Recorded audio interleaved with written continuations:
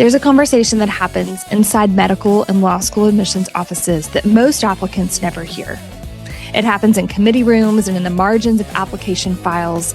It's the little moment a dean closes a folder and decides, I spent over 15 years in that room. This is GradMissions Office Hours. I'm Autumn Rains-Lockett, and every week my team and I bring that conversation out into the open because the process was never meant to be a mystery, and your future is too important for guesswork. Let's get to work.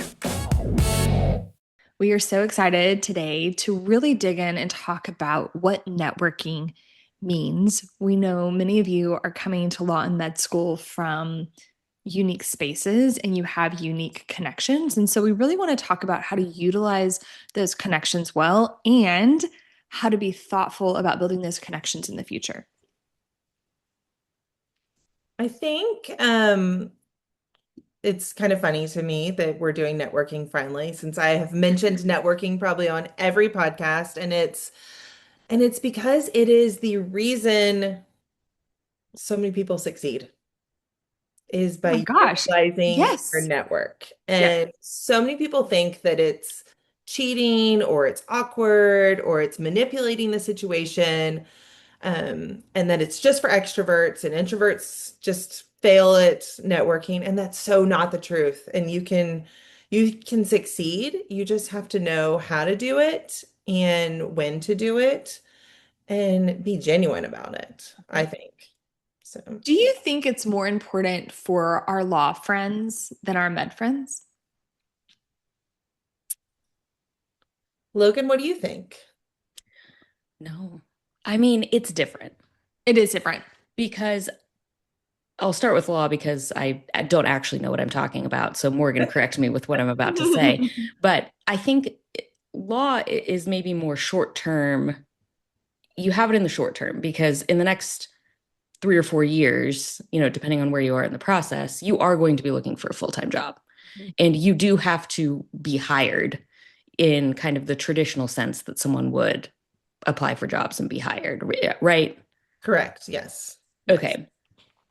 In med, I think it is still equally as important. It just looks different across the spectrum because obviously the timeline is longer. So long. And then also, yes, you're getting a job at the end of your MD program, but there is kind of a built-in process on how you're going to do that.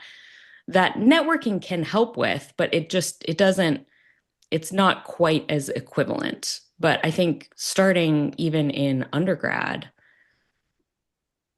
networking is how you're going to get opportunity. Opportunity is how you're going to showcase that you are a good fit for this field to get into medical school. And then once you're in medical school, building relationships with mentors is how you're going to figure out what it is that you want to do. That's how you're going to get letters of rec, that you're going to send to residency programs. I mean, it is still meeting the same goal. It maybe just looks a little bit different.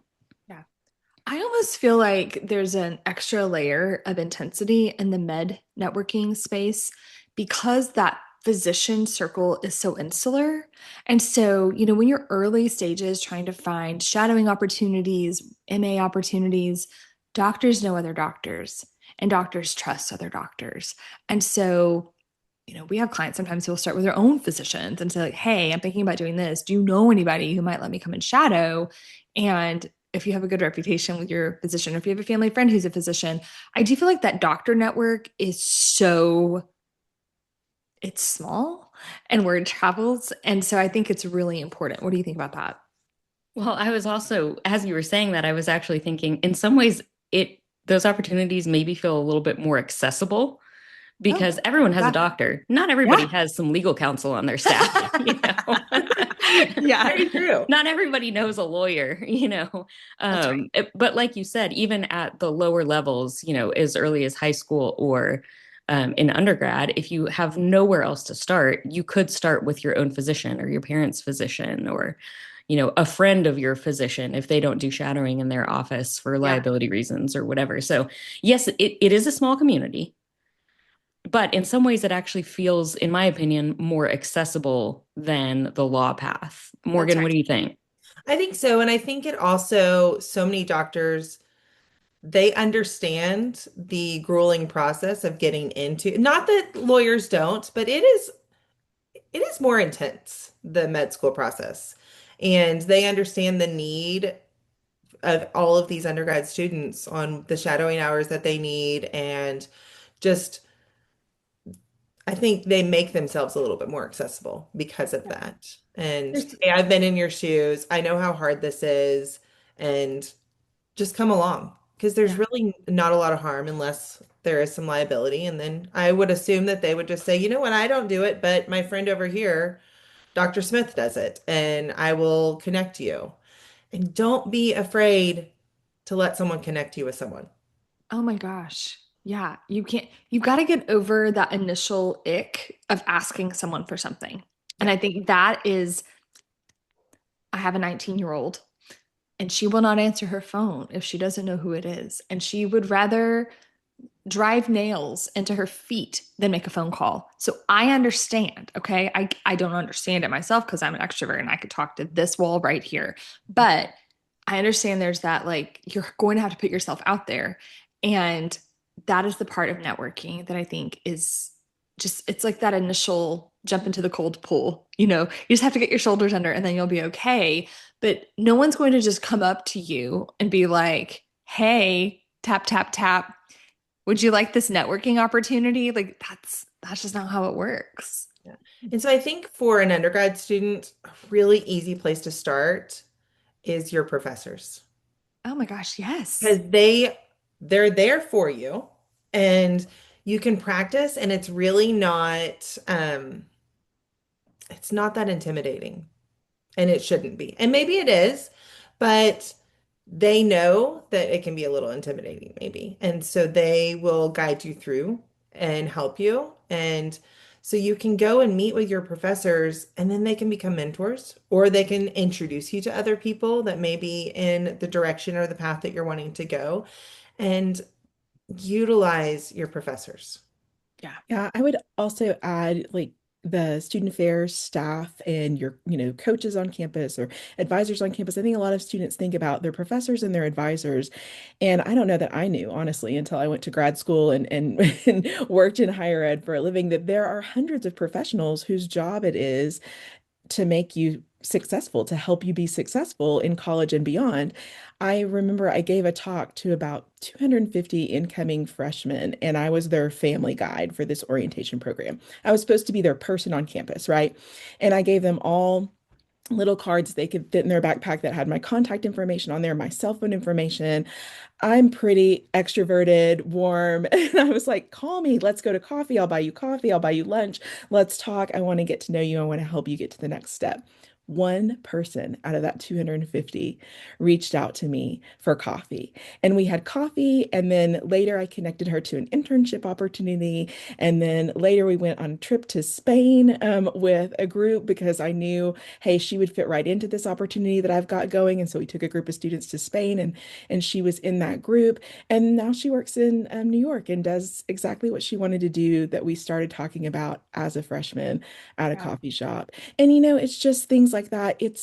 If it gives you ick feelings and conjures up 1980s suits and boardroom moments for you, think about it as relationship building. Everybody Yeah. needs a professional network or professional relationships. And so think about it as relationship building. It's just a have a conversation. Like you said, Morgan, it's such an easy entry point with people who are expected to connect with you and help you get to the next space that they're excited you're showing up in their office hours or somewhere to tell them about what you want to do in the future. And they're gonna add you to their list to look for opportunities in the future just because you came and said hi. They don't want to be lonely in their office hours, and they set them for a reason. So go visit them. Yeah. It's super important. And it's not about collecting business cards or collecting names. It's building relationships, fostering those relationships. And it's not a sprint at all. It is very much a marathon. And so it builds on every meeting that you have with them. And then they get to know you. And then, like you said, Lori, they'll handpick things for you based That's on right. y'all's meetings. That's And right. it's so important. Yeah. So we talked a little bit about how the physician network is really small. Lisanne, I wonder if you could talk a little bit about the legal communities and how insular they are. Yeah, I would say the legal community is also a small world. So never burn any bridges and never just assume, well, he's a crim law attorney. I never want to do crim law, so I'm not going to talk to him. He's going to have friends in every practice area. And That's so right. again, thinking about it, I know with, our very strong, high achieving clients and students that we speak with, they're thinking about the end goal. I'm going to be a lawyer in this field, and everything I do has to be for that goal. Not necessarily. I mean, yes, it's all going to help you get to that goal, but it may not look exactly like what you think it looks like. And so be very open to speaking with anyone. You can reach out to judges and just say, I'm a prospective law student. Could I come sit in on, some hearings that aren't confidential? Judges are so kind and they want to teach and get, and most are very kind. And that's how I got one of my jobs was I reached out to a judge who actually lived in my neighborhood. And I said, I have this experience. I'm curious about this side of the law. Could I just come sit in on court? And I met an attorney there and ended up getting a job at their firm. So Yep. it is Yep. a very small world, even in big law. And Morgan could tell Oh you all about yeah. that. But so it is, I would just say, like everyone else has been saying, make it the goal to be relationship building, not necessarily this is going to be my beeline to employment. Yeah.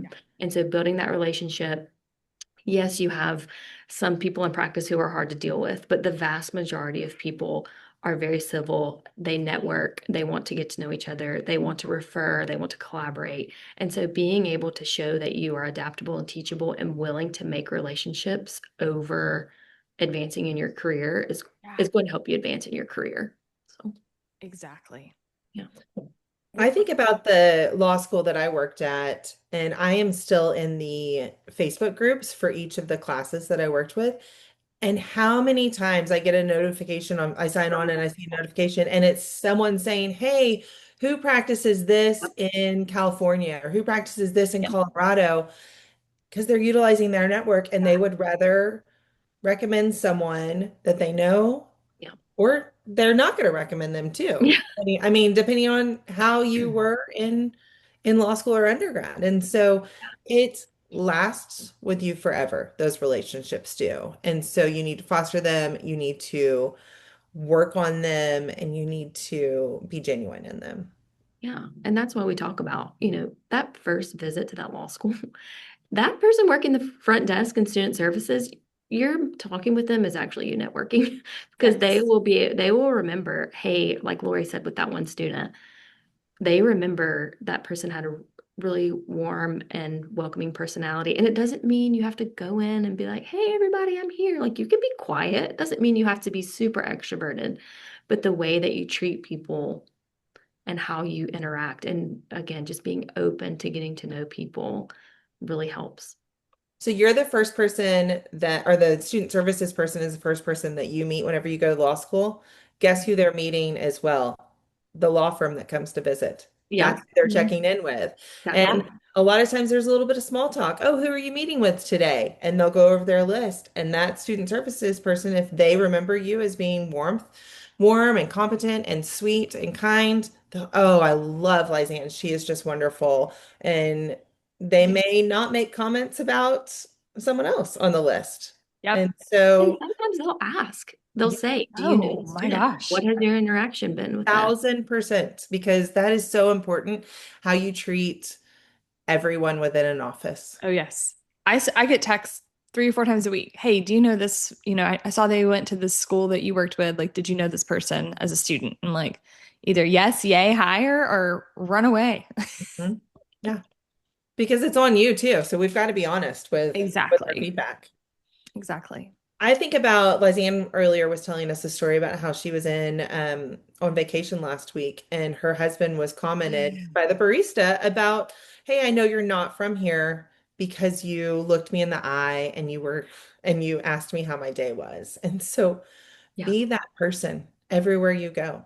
Mhm. My husband, who's never had to have a job interview, that's a little saucy. I think Morgan's the same because, Yep. again, my husband is introverted. He is not like he recharges when he is home alone reading his book, but he knows this could be a connection for me. And it's not, you know, what's the word? Not, Transactional. yes, I'm like, what's the opposite of genuine? It can be genuine and authentic. You don't have to be someone that you're not because then you'll end up somewhere that you don't need to be. That's right. Right. But again, just going the extra is always a good thing. And even if it's a little icky and uncomfortable, Yeah. you're not being manipulative and you're not cheating. You're actually doing yourself a disservice if you're not networking. I also think there's a part of networking that is sort of like you need to think about it as almost like capital. And so thinking about if you're always taking from your network and you're never Mhm. putting back into it, you're not going to have the same kind of results. And you may be like, well, I'm just you know, I'm a sophomore. Like, what do I have to offer? Like, do you, could you find out what this attorney or physician's favorite charity is and like do some volunteer work there? Can you, offer to whatever your skill set is, investing back in, or even just like paying attention, like when there's a work anniversary that pops up on LinkedIn, like sending a little handwritten card, like making those kind of personal connections, going the extra mile. If someone writes a letter of recommendation for you, following up with a handwritten thank you and maybe a coffee gift card or a little succulent plant for their desk, like being kind and considerate is the way that you invest back into your network. And again, it's not in a transactional way, but if you're always the person asking for things and then they send you a letter of, they do a letter of rec for you, you don't ever follow up with them, and you get ready for, a job thing and you want to use them as a reference, they're going to remember, like, did you even go back to them and tell them, oh my gosh, I got into that school. I got this much scholarship. Thank you so much. Like when we work with clients and our LOR kind of transactional thing, we have a little column for sent a handwritten thank you. Yes or not yet. No is not an option. Like you have to be willing to put in as much as you're wanting to take out. Mhm. Yeah. Yeah. And they're going to be more willing to give to you if you are appreciative. Yeah. Yeah.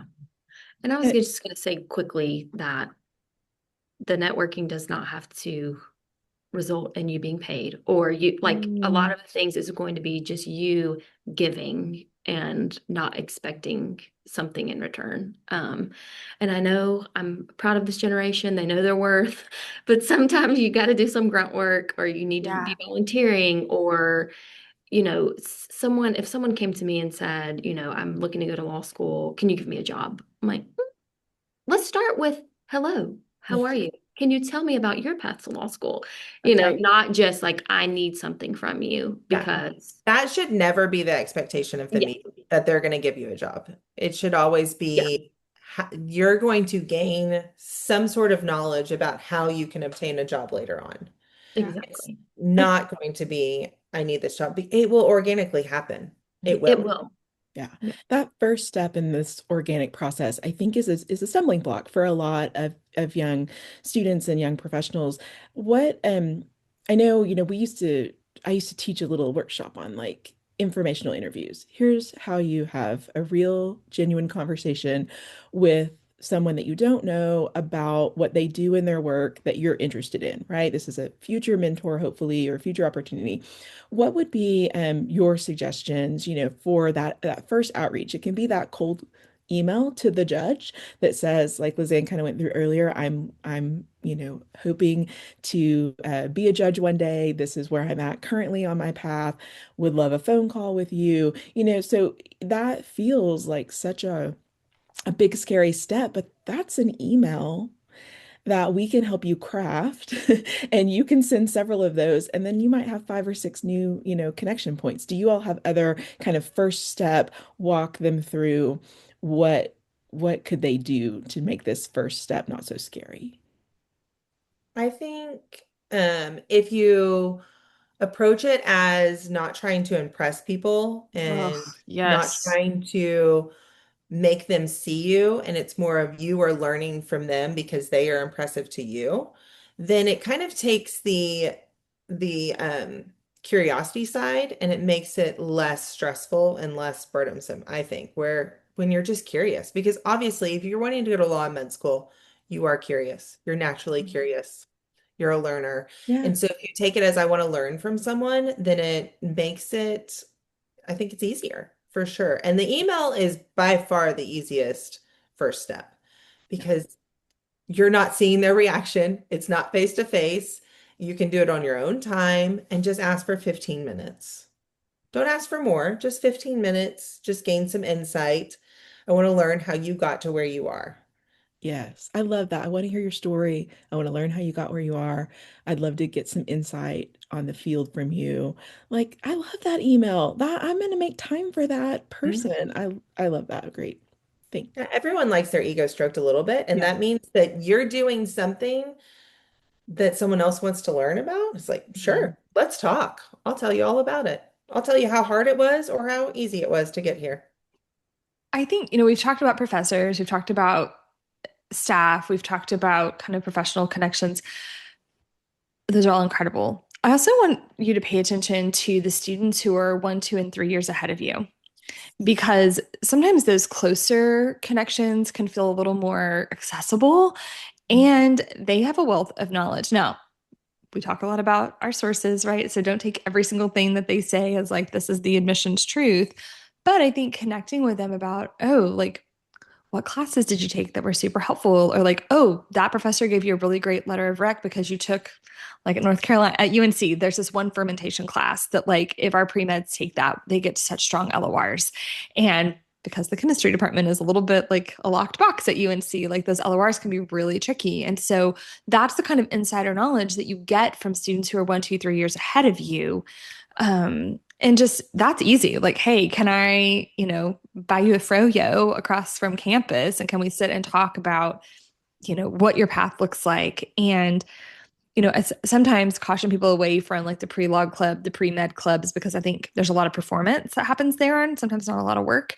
But those connections could be really important, especially if you have a senior who's already admitted somewhere and you can kind of talk about what their path was. So I think those immediate, your sorority sisters, your student organization, student body president connections, things like that, those the closer in your neighborhood connections are still networking, even if they're peers. I think the Y'all, peers are some of the most important. What you doing over there, Logan? I have a whole page of notes of things that I want to say, scribbled on a page that's already been scribbled on by my child. So, I'm gonna be quiet for a minute. Let's go.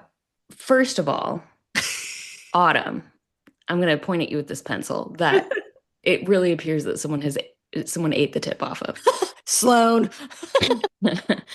um, Students further down the line, that's such a great underutilized networking tip, especially in undergrad. I think once you get to medical school and probably law school, they have some structures built in so that you automatically have an older mentor. Yeah. But in undergrad, because like being pre-med and being pre-law is like a scattered, it's a whiff of a structure. Yeah. It's not something like a track necessarily that you're on.